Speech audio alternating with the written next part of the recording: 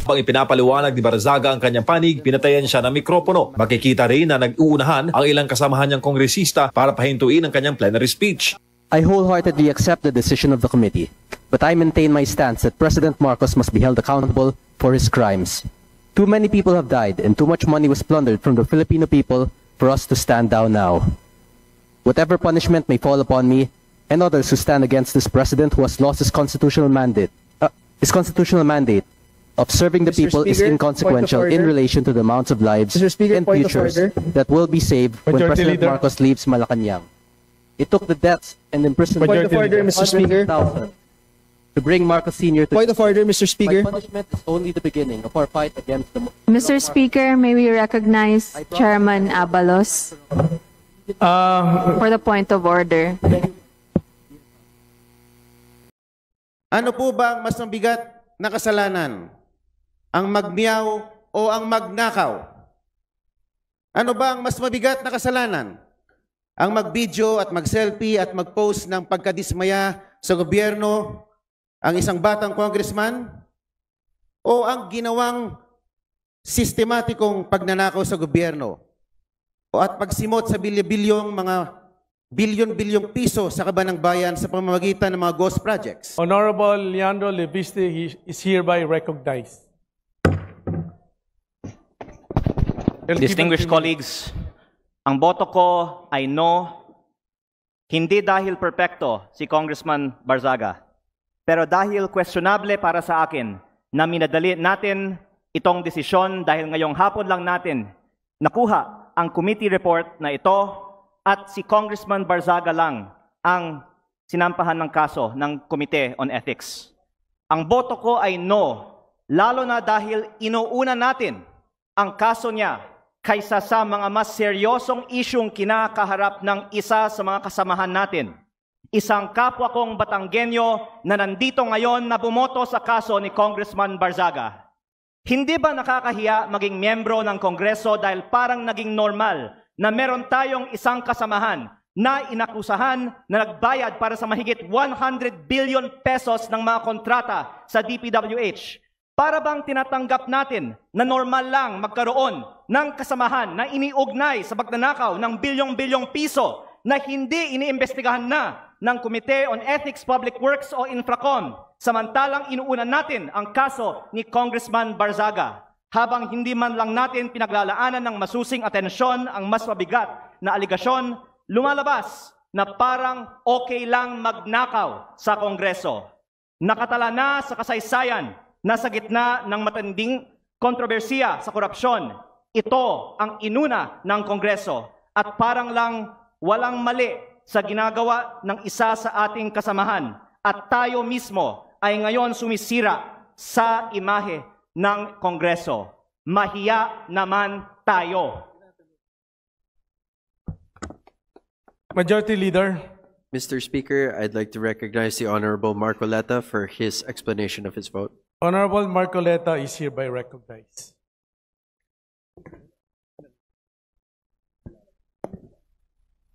Mr. Speaker, distinguished colleagues, isang mapagpalayang hapon po sa ating lahat. I rise to place on record this manifestation of support for Honorable Francisco Kiko Barzaga and to express my strong opposition to any move seeking his suspension from this august chamber. From Voltaire's philosophy of tolerance and freedom of expression, this line is often quoted, "I may not agree with what you say, but I will defend to the death your right to say it." The independence of the legislature ensures that members may speak fully, frankly, and fearlessly on matters of public interest. Honorable Barzaga's statements directed at alleged corruption within the government falls within the fullest and most urgent category of political expression. To penalize him for raising concerns on corruption, which the Constitution itself mandates Congress to check, is to subvert the very principle of parliamentary privilege. Mr. Speaker, 2004 pa lang po, andito na po ako bilang Chief of Staff po ng aking ama. Nakita ko po ang mga oposisyon na grabe magtuligsa sa administrasyon. Nandyan po ang mga magigiting na miyembro ng Makabayan Bloc na sila Sasturo Campo, Lisa Masa, Joel Berador, na talagang magigiting na mga figura ng oposisyon. Pero hindi naman po sila naharap sa mga ethics case, gano'n man sila kaanghang magsilita laban sa administrasyon. My dear colleagues, Honorable Barsaga is seated in this chamber because the people of Dasmariñas City, Cavite, placed their trust in him as affirmed through the ballot. Article 6, Section 6 of the Constitution states that members of this House derive their authority exclusively from the electorate. Ano po ba ang mas mabigat na kasalanan? Ang magmiyaw o ang magnakaw? Ano ba ang mas mabigat na kasalanan? Ang mag-video at mag-selfie at mag-post ng pagkadismaya sa gobyerno, ang isang batang congressman? O ang ginawang sistematikong pagnanakaw sa gobyerno? O at pagsimot sa bilyon-bilyong piso sa kaban ng bayan sa pamamagitan ng mga ghost projects? Ang mga posts ni Kong Miao ay mistulang alingaw-ngaw lamang ng saloobin ng nakararaming mga Pilipino. To impose the penalty of suspension is to overturn the sovereign choice of the people. That remedy is reserved only for conduct so reprehensible and destructive of the institution that it overwhelms democratic legitimacy. No such circumstance exists here. Honorable Barsaga's only act was to express his views regarding corruption in government, a matter of public concern central to democratic oversight. Let not the House of Representatives be weaponized against its own members. Thank you very much, Mr. Speaker. Majority Leader. Mr. Speaker, we'd like to recognize the Honorable Congressman Nazal to give his explanation of his vote. Honorable San Fernando is hereby recognized. Thank you, Mr. Speaker. If we don't believe in freedom of expression for people we despise, we don't believe in it at all. This quote serves as the foundation of this representation's vote. Totoo na maraming nasabi, pinahayag, at ginawa ang kinatawang si Representative Barzaga na hindi aakma sa pamantayang inaasahan sa isang halal na opisyal. But this begs us to question what really is unethical behavior. While I agree that us lawmakers are held to a higher degree of ethics and decorum, such should not work as to stifle free speech and debate. Lawmakers must be free to say what we want, especially on issues involving national importance. Representative Barzaga's actions and words may not fit the usual mold of a traditional lawmaker, but who decides if the mold or what mold is correct? I understand these are difficult questions to answer, and I am unsure if there is any. But one thing I am sure of is that plundering the coffers of government through ghost infrastructure projects is what's unethical. The committee resolution sets a dangerous precedent. Ganito ho ba tayo kabalat sibuyas at allergic sa mga naiibang pananaw? Should our subjective judgments of Representative Barzaga's ethics supplant the will of the electorate? Hayaan natin ang mamamayan ng Dasmariñas ang humatol sa mga ginagawa ni Representative Barzaga. Kung saba ay karapat dapat na maging kinatawan nila. My dear colleagues, let us not erode whatever little trust that the public has left for this House. At a time where allegations of massive corruption has been plaguing our beloved institution, it is callousness to sanction one of its most vocal critics, however eccentric, uncouth, or unpalatable his mode of delivery may be. Hindi po sa pamamagitan ng aksyong ginawa natin kay Representative Barzaga, mababawi ang kredibilidad ng ating institusyon. What we need is to bring the public's trust back in this House, and this representation firmly believe that this move will not help us to move in that direction. Yun lang ho, Mr. Speaker, marami hong salamat. Majority Leader. Mr. Speaker, I move to recognize the Honorable Bong Suntay. Honorable Bong Suntay is hereby recognized. Mr. Speaker, distinguished colleagues, ang boto ko ay nakaugat sa malinaw at tahasang proteksyon na ibinigay ng konstitusyon. Proteksyon na hindi natin maaaring baliwalain dahil lamang hindi natin nagustuhan ang pananalita ng isang kasapi. Ang boto ko ay nakaangkla sa pinakamamahal na kalayaan na pundasyon ng ating saligang batas. Nakaukit sa Article 3, Section 4, under freedom of speech, na nagsasaad na no law shall be passed abridging the freedom of speech, of expression, and of the press. Ito ang pundasyon ng lahat ng demokratikong lipunan. Its shield is broad and its protection is deep. It extends even to speech that is sharp, incendiary, or inflammatory. Constitutional protection is not limited to speech that is polite, convenient, or comfortable. This freedom is not ornamental. It is the lifeblood of a democratic discourse.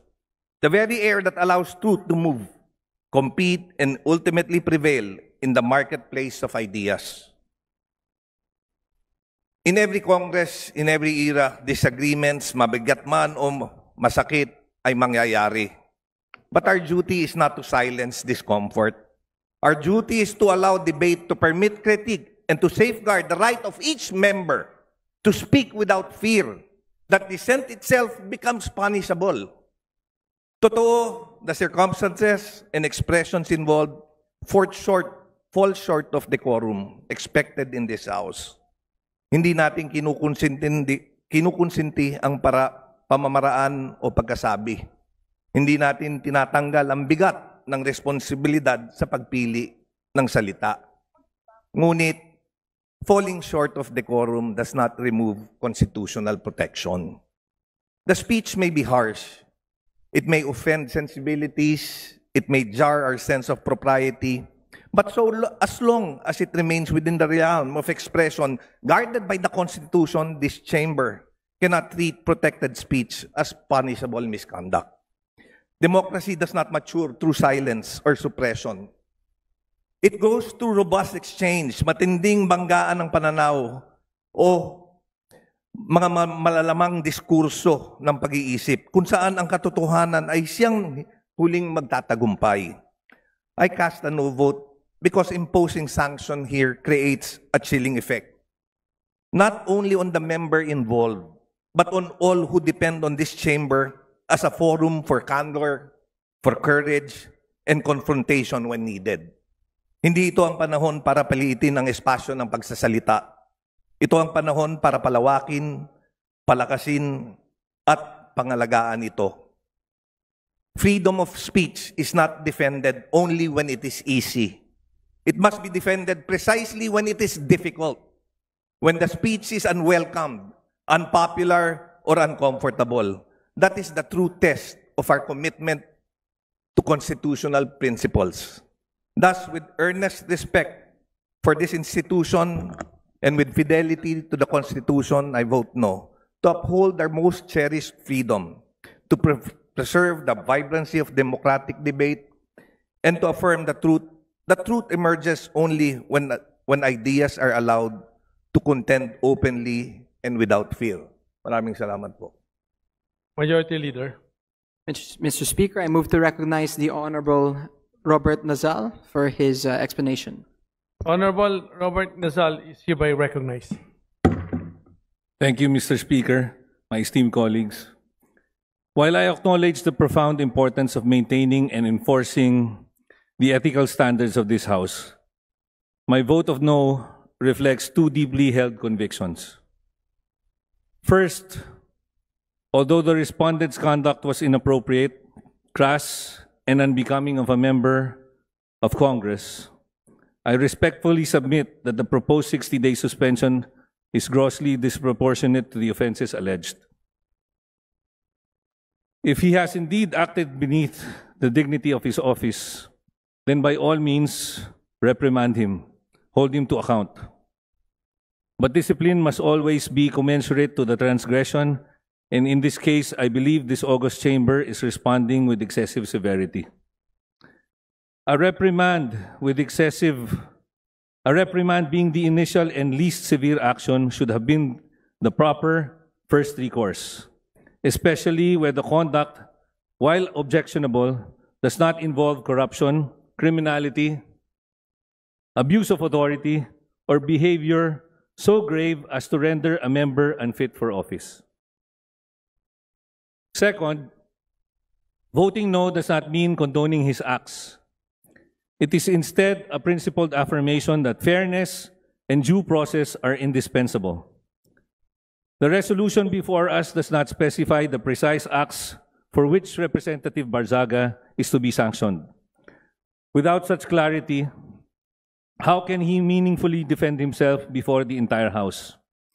The most basic tenets of due process require that any member must be informed of the specific statements or posts deemed punishable before the harshest penalty, short of expulsion, is imposed. If this House demands accountability, then we must likewise ensure fairness. Otherwise, we undermine the very integrity we claim to protect.